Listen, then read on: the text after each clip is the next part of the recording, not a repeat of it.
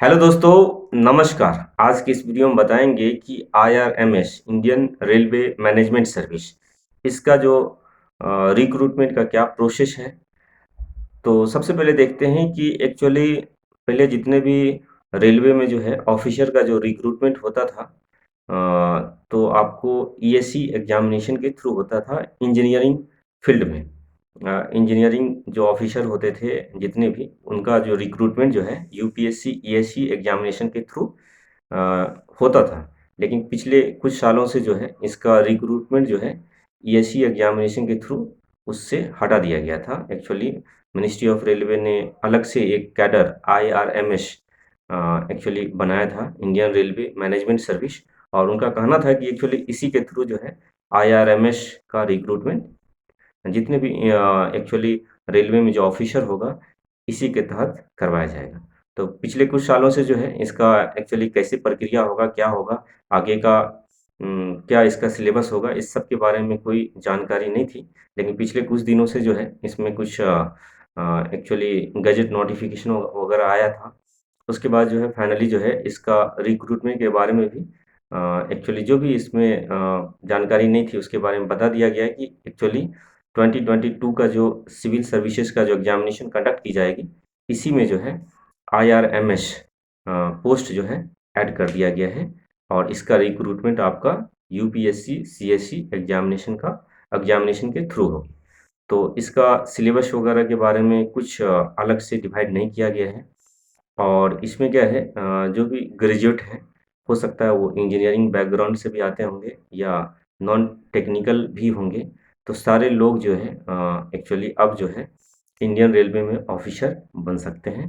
और पहले जैसे स्पेशलाइज जो होते थे, जैसे इंजीनियरिंग का जो एक ऑफिसर का जो पोस्ट होता है, जैसे असिस्टेंट इंजीनियर जो होते थे, तो जनरली सिविल इंजीनियरिंग वाले होते थे।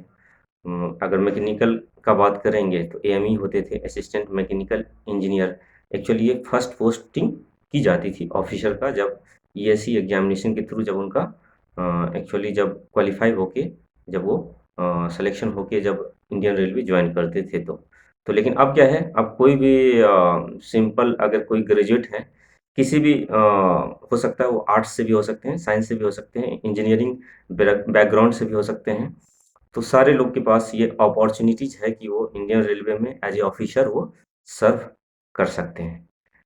तो इससे एक अच्छी बात ये नहीं है कि एक्चुअली अब जैसे नीचे जो 4600 ग्रेड पे तक जो एम्प्लॉई है, जो आरआरबी के थ्रू पहले रिक्रूट होके आते थे सीनियर सेक्शन इंजीनियर तक, तो एक्चुअली उन लोगों को क्या है कि अब जैसे बाय द वे ऐसा कोई फिक्स नहीं है कि जैसे नॉन टेक्निकल वाले ही आएंगे। हो सकता है सीएससी एग्जामिनेशन के थ्रू टेक्निकल वाले भी आ सकते हैं ऑफिसर, लेकिन काफ़ी कम होंगे उनका संख्या, क्योंकि जनरल वाले भी, मेरिट वाले जो होंगे जनरल, जैसे आर्ट्स वाले, साइंस वाले, वो लोग भी क्वालिफाई करेंगे। तो वो लोग भी इसी कैडर में आके ऑफिसर बनेंगे। तो आगे का जो वर्क करने का एक जो ऑर्गेनाइजेशन का एक सिस्टमेटिक जो बनाया गया है, तो उसमें क्या है, थोड़ा समस्या होगी शुरुआती दौर में। इसलिए कि अगर जिस फील्ड का, जैसे इंजीनियरिंग डिपार्टमेंट इंडियन रेलवे में बहुत बड़ा है, जिसमें सिविल इंजीनियर आते हैं। तो एक्चुअली क्या है, अगर उसमें अगर कोई आर्ट्स वाले आ जाएंगे तो उनको क्या है, जानकारी लेने में काफ़ी वक्त लग जाएगा।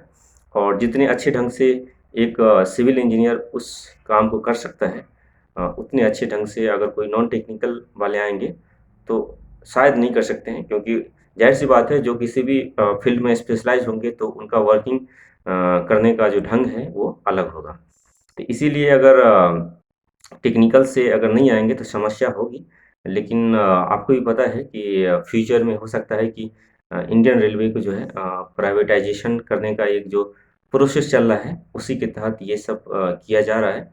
एक जो मैनेजमेंट वाला जो पोस्ट है उसको एक गवर्नमेंट के पास हो, बाकी जो जितने भी वर्क वगैरह जो होता है वो आउटसोर्स के माध्यम से किया जाए। आउटसोर्सिंग अभी भी वैसे होता ही है, लेकिन और भी बड़े पैमाने पर की जाएगी।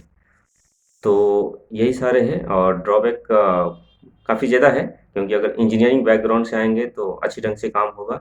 अगर इलेक्ट्रिकल इंजीनियरिंग का अगर काम है तो जाहिर सी बात है, अगर इलेक्ट्रिकल इंजीनियर आएंगे तो वो अच्छे ढंग से उस चीज़ों का समस्या का समाधान कर सकते हैं।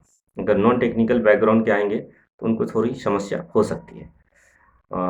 यही अगर आपको हमारा चैनल अगर अच्छा लगता है, जरूर लाइक, सब्सक्राइब और शेयर कीजिए। धन्यवाद।